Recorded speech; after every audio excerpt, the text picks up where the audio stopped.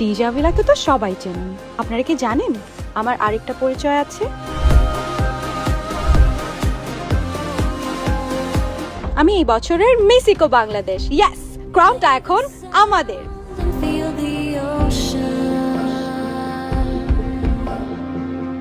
অনেকেই ভাবে এটি জাস্ট আরেকটি বিউটি প্যাজেন্ট। ভুল। মিস ইকো মানে হলো সৌন্দর্যের সাথে বুদ্ধিমত্তা আর পরিবেশের প্রতি ভালোবাসা। আর এই গ্রিন বাংলাদেশের মেসেজ নিয়ে আমি যাচ্ছি পিরামিডের দেশ ইজিপ্টে। খেলা হবে এখন বিশ্বমঞ্চে।